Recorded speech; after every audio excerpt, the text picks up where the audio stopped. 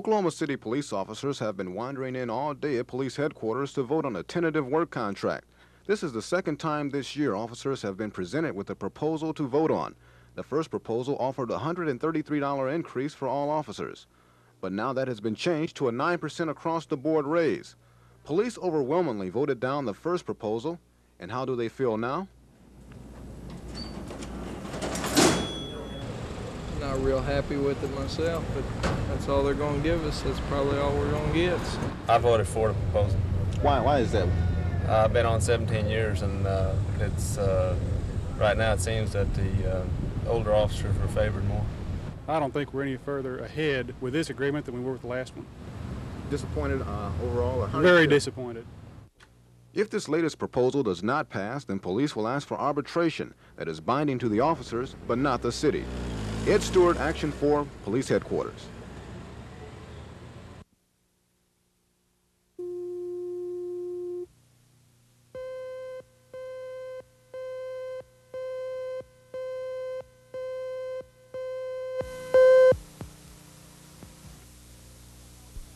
A state crime increase of 9.7% for 1980 shouldn't be anything to be glad of. But 1979 showed a 14.5% increase, and police are encouraged that while crime is still going up, the rate of its increase is coming down. The change of the upswing statewide appears significant, reflecting that Oklahoma City showed less than 8% increase in 1980, opposed to 21% increase in 1979. Murder in Oklahoma City went down by 12%, while breaking and entering escalated by 12%. One of the largest geographic areas for increase was Nichols Hills. Nichols Hills experienced a crime jump of nearly 250%, largely in breaking and entering and larceny cases. Early figures show a similar trend for the first half of this year, and law enforcement agencies are wanting to continue and expand the programs they think are most effective towards curbing crime. Charles Schnitzer, Action 4.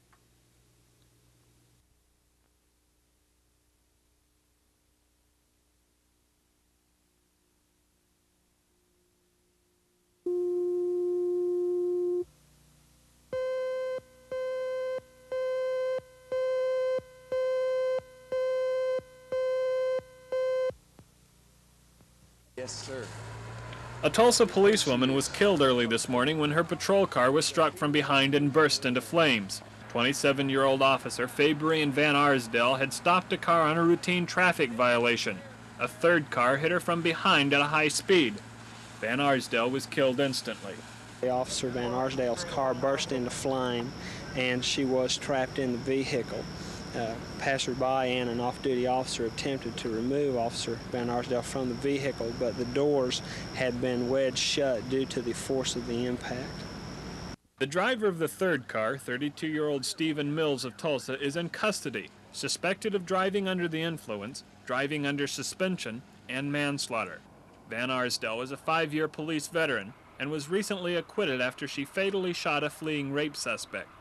She was the wife and daughter of Oklahoma Highway Patrol troopers. Charles Schnitzer, Action 4.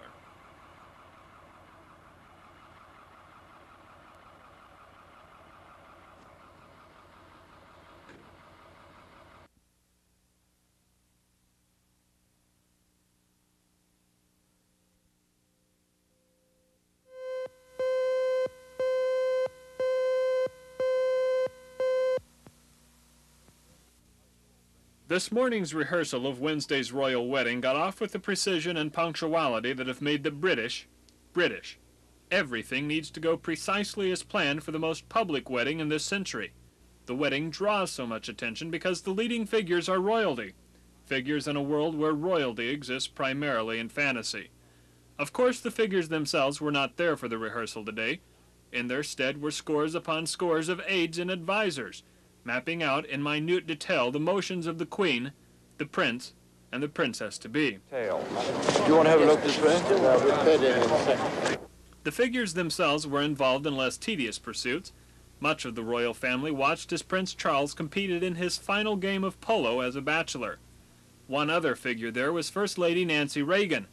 Mrs. Reagan received a personal invitation to the match from the Prince during his recent visit to the United States. Mrs. Reagan has not made the best of impressions with the royal subjects. Today was her first public appearance since her arrival here 4 days ago. She has kept herself primarily to private affairs, and one British journalist suggests that she has behaved in a manner more regal than royalty. But what has galled the British people most is Nancy Reagan's refusal to curtsy, even politely, to the royal family. But that is a change of protocol that the Queen seems comfortable with. So while waiting for the wedding festivities, the official U.S. representative is smiling, waving, and shaking hands. Charles Schnitzer, Action 4, a little more than 3,000 miles away from London.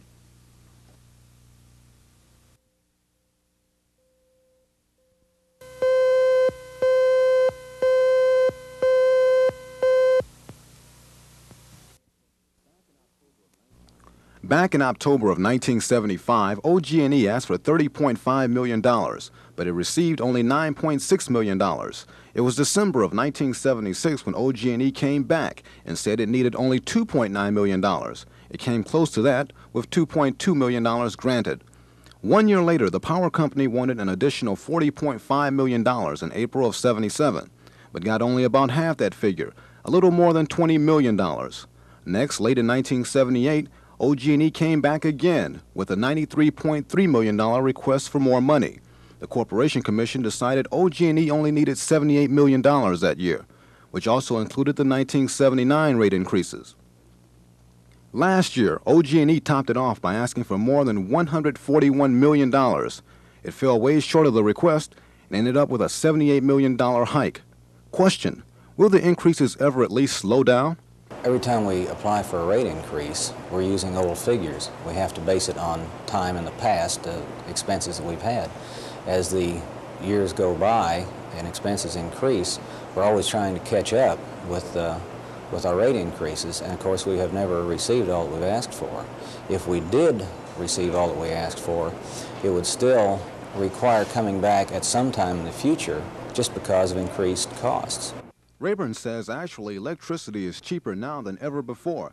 It's just that people use so much more of it, and the price charge has to go along with that usage, like it or not. Ed Stewart, Action 4 at the state capitol.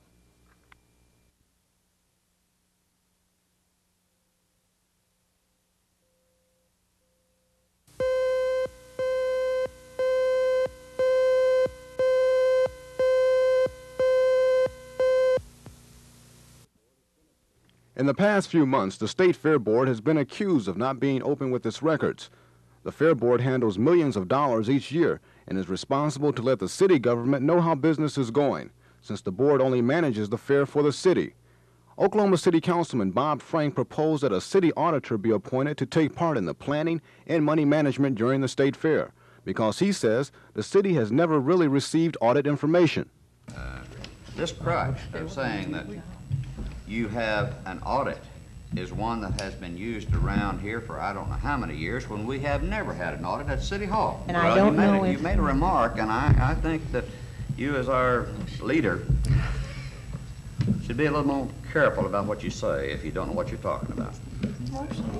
Well, what I said, Mr. Frank, and perhaps I've overlooked what might be construed as evidence, but what I said was, I don't believe I've been presented with evidence showing that there is something irregular or extremely lax in the methods that they use in collecting from the concessionaires and those who operate the rides and that sort of thing. Now, I did further say that people had made accusations. Let's vote and get it over with, Mayor. I think I see the handwriting on the wall, so let's not waste some more time, all right? Well, I'd kind of like to hear what the comments the mayor has to make, Mr. Frank, because I think they're very pertinent to this conversation. She recognizes the fact that we have a contract with the State Fair of Oklahoma, and you don't run out there and add this and do that. If you want to run the fair, Bob, why don't you apply for the job and go out there and run it? Frank's proposal failed by a 7-2 vote, with most of the council's main argument being to appoint a city auditor will break the current contract with the Fair Board. Ed Stewart, Action 4 at City Hall.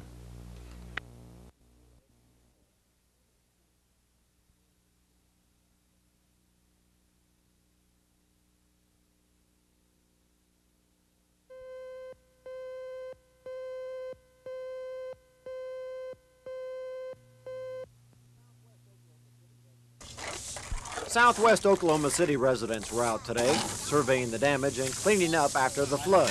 Red Cross estimates that 74 Southwest Oklahoma City families got flooded out by last night's downpour. Most flood victims managed to stay with friends or family. Others turned to the Red Cross for help. This is Mrs. Olson from the American Red Cross. We have a family that we are assisting in. Red Cross volunteers were busy this evening obtaining food, clothing, and shelter for flood victims.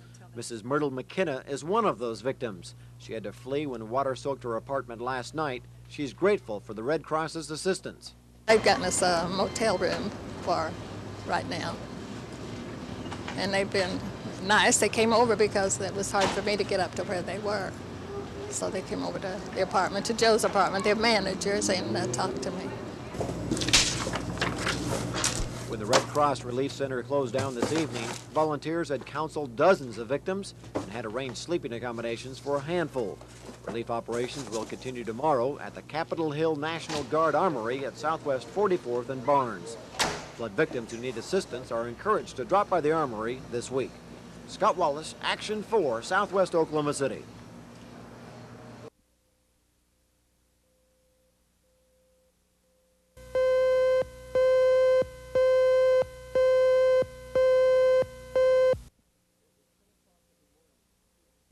It was 10 o'clock in the morning in England.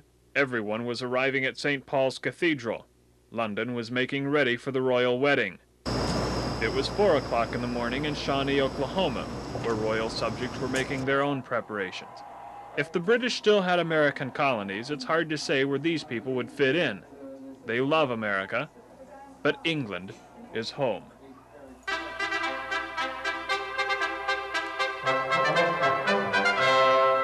It's just great. Wish we were there.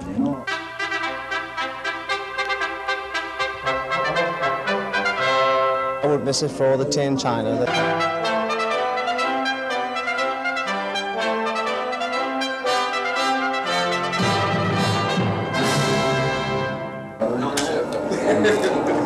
that a beautiful hat? It's hard for many Americans to understand why anyone would get up at 4 o'clock to watch a wedding. One woman explained it this way. She said it was like an American living in London during the World Series. To the British, this was the World Series of weddings, one that involved the past, present, and future of a homeland and a heritage.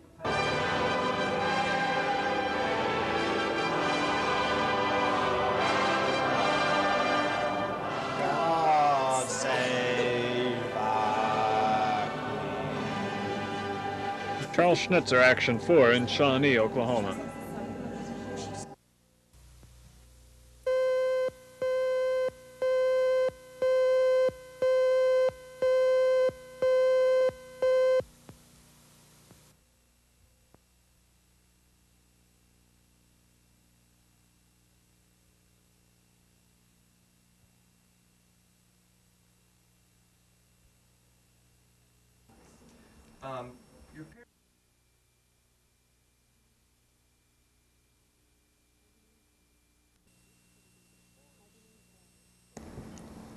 I believe that, this is what he gave his life to doing, and anything that he put his mind to do, he was going to accomplish. And if it meant giving his life for the betterment of the people, I think that this is what he would do. I would like to tell Ronald Reagan that I would buy his plane ticket, and I'd like to take him down there and show him what's going on. And the same thing with Mr. Haig.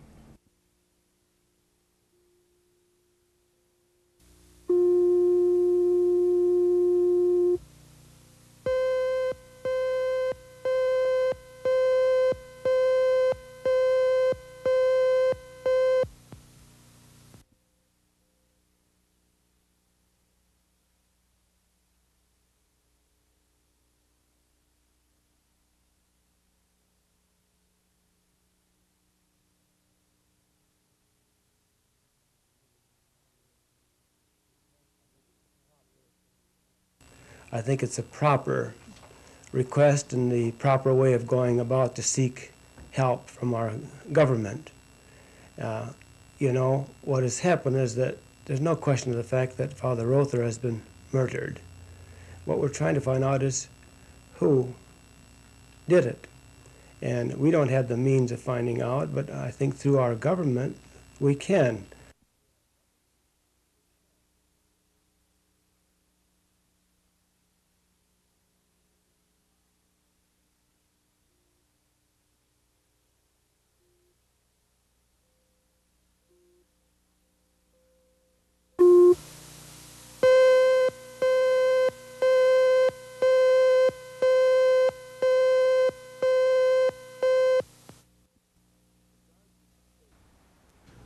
The guards at the state capitol and the flags at half-mast today were a memorial to a state narcotics officer who died in the line of duty.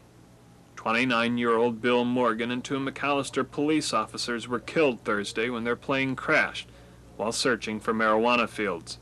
Funerals for the 2 McAlester men were held yesterday. But today was the time for friends and co-workers to pay their respects to Bill Morgan's family and to pay silent homage and tribute to a comrade. He said, "I've heard a lot about your outfit. I'd kind of like to join up with you." Billy Morgan came up and said, "I will go to the crest of the mountains and I will signal you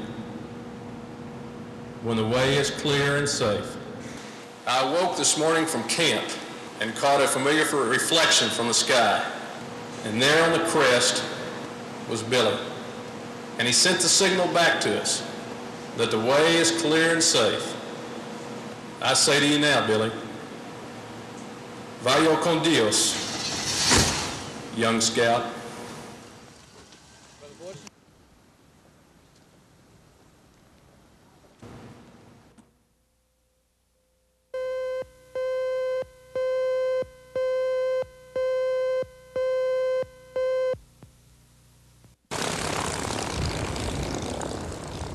There are at least a dozen small airports like this one in the central Oklahoma area that don't need air traffic controllers. Today, these runways were busy, handling a big increase in the number of charter flights. Because of the controller strike, commercial and small business jets are limited in how far and how high they can fly. But small private aircraft have no restrictions. So far, the smaller planes haven't had any trouble landing even in controlled airports. Unlike their bigger brothers, most of these planes operate on visual flight rules, or VFR. That means they don't need an air traffic controller to guide them on every step of their journey. If, of course, some of the small locations are closed, and that's a possibility, then for safety purposes, they should follow the practices which I think most pilots are familiar in operating around an airport uncontrolled. Every Oklahoma City charter service has been swamped with charter requests, more requests than they can handle. And if the strike drags on, many of those airplane charter services might wish they had a lot of extra planes. Mark O'Neill, Action 4, Expressway Airport.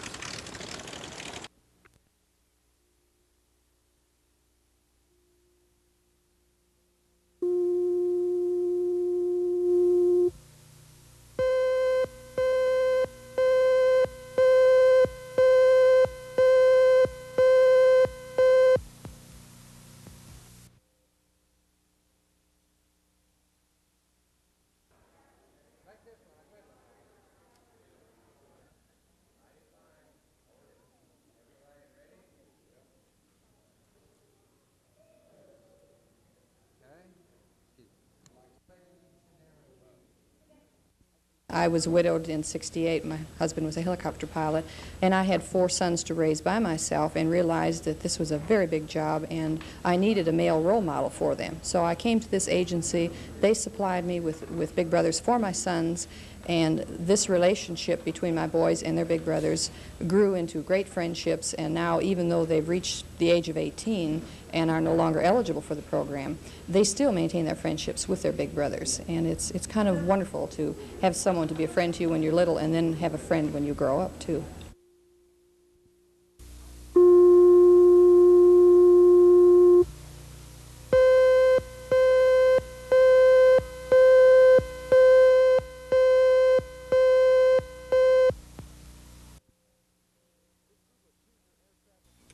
This This group of Tinker air traffic controllers arrived in Chicago to help staff O'Hare International Airport. A total of 61 Tinker controllers were deployed coast to coast. It's all part of the FAA's contingency plan to keep the nation's air traffic running smoothly. This is Tinker Air Force Base. Information is off at 1936. Weather 4. The training for this important operation started at Tinker Control. The 3rd Mobile Combat Communications Group spent many hours up here and overseas learning the ropes. For a mobile unit like the 3rd, being away from home base is nothing new. At this minute, they're in training under FAA supervision to prepare themselves to start working traffic. I expect them to start working tomorrow or this afternoon, but right now they're training. What do they need to know before they are qualified? Has had little effect on Tinker Control. This tower is fully manned and operations are normal. In fact, officials here say even more air traffic controllers could be pulled if the need arises. Mark O'Neill, Action 4, Tinker Air Force Base.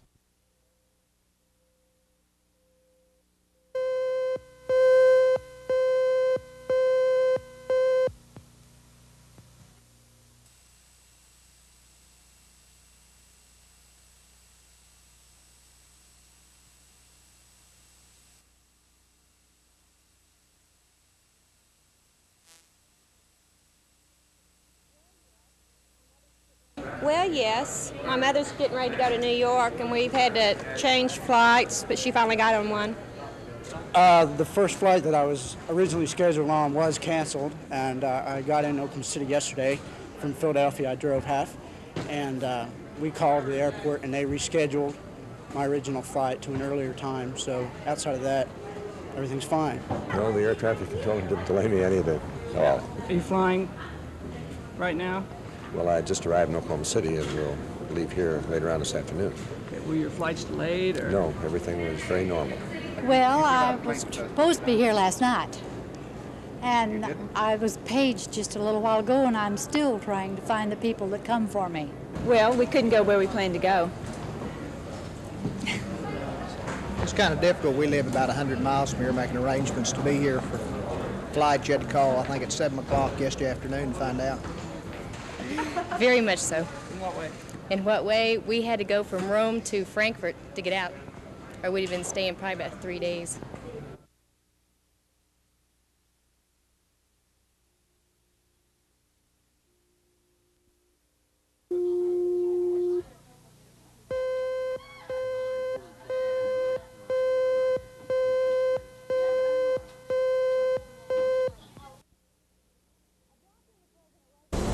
Adapting to President Reagan's new tax plan won't be that much of a problem for big companies.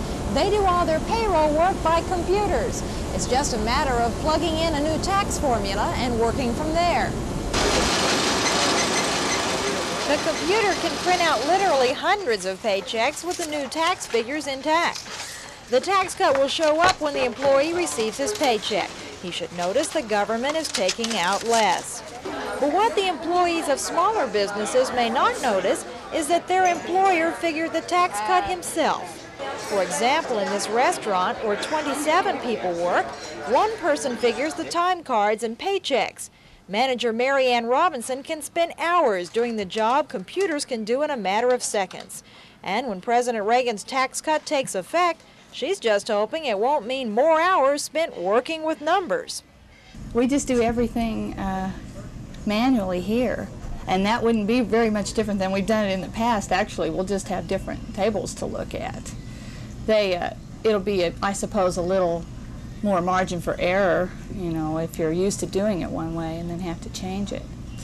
But anytime the system is changed, it should be changed right down the line.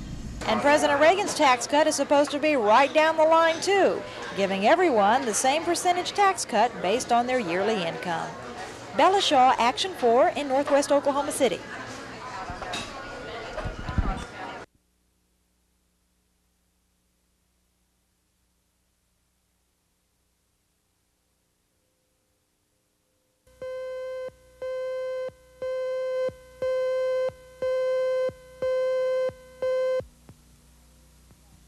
Member Bradley, he called me. First there were the Gray Panthers, now there's the silver-haired legislature. The silver-haired legislature is a model group that will work on legislation at the state capitol in November. Some of their ideas may become state laws, helping to meet some of the needs of the state's elderly. These are not seasoned politicians, but it won't be a totally new experience for some of the hopeful candidates. Now, we had a very successful legislative year. 21 bills that we supported were passed, and we worked hard to get them passed. 6 bills that we opposed were killed. Some candidates appealed to their amateur status. They aren't looking for a career at the top of the political structure. Their qualifications are that they share the problems of their constituents.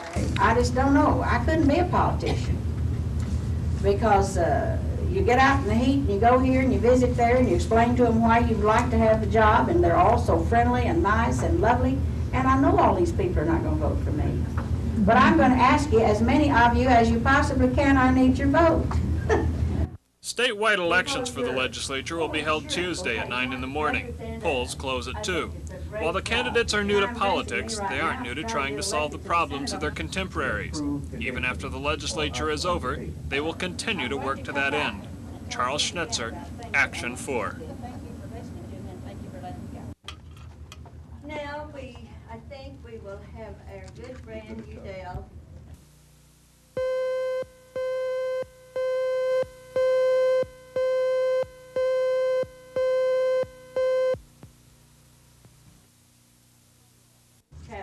I think it's about time he does something.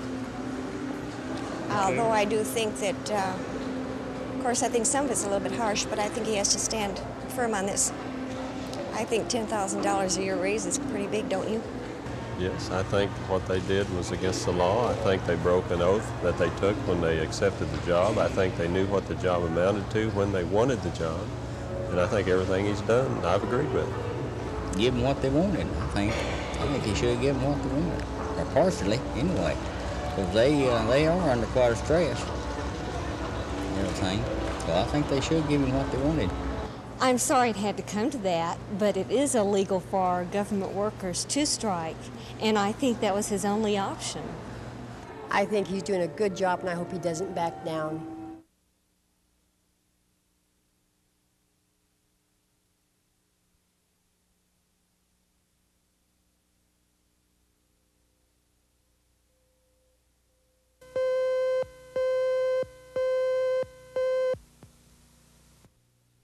Tomorrow morning, the FAA Training Academy will be greeting 120 students to begin training as air traffic controllers. For the last several months, enrollment had been low, but all that has to change now in order to replace nearly 10,000 fired controllers. More instructors may also be brought in to teach students around the clock. New students will arrive every 4 weeks and will be paid a little more than $15,000 a year. The FAA will help students find housing. It's much like college with some differences. In here, they're given an orientation that includes a look at the subjects they're going to study. It gives them a look at where they're going to stay. It gives them a look at that type of thing, the places to go and not to go around the Oklahoma City area. The major or basic difference is the fact they come in here as paid FAA employees with a regular salary plus what we call per diem. They get $31 a day for boardroom and such as that while they're here. FAA officials say they can graduate nearly 5,600 students a year if they had to. And it won't be hard getting more applicants with simple requirements like being under 30 years old, having a high school education, and taking a number of tests. Not to mention the fact of earning nearly $38,000 a year after just 5 years on the job. So it seems like the controller strike was a dream come true for much of the nation's unemployed. Ed Stewart, Action 4, the FAA Academy.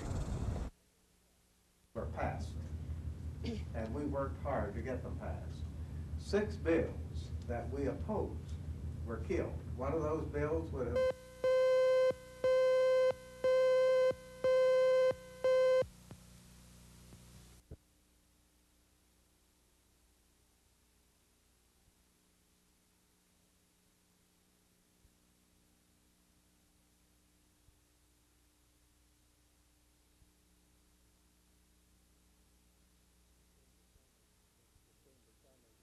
The Chamber of Commerce has done some work, and they estimate that one of these shows, a 3 or 4 or 5 day show, will bring anywhere from $10 to $20 million into the economy right here in Oklahoma City, just from the standpoint of Western wear and motels and food and et cetera.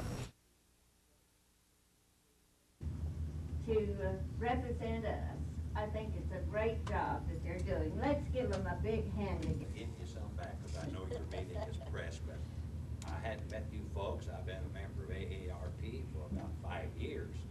Worked the legislature. My job is